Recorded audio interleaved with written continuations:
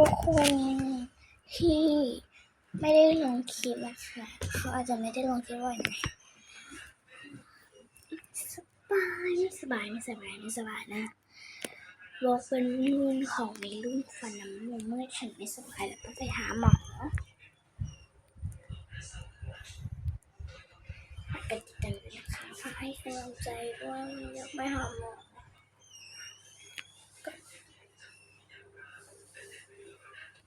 ไปหาหมอตอนนี้เรากินข้าวนะคะอ่านน้ำอยู่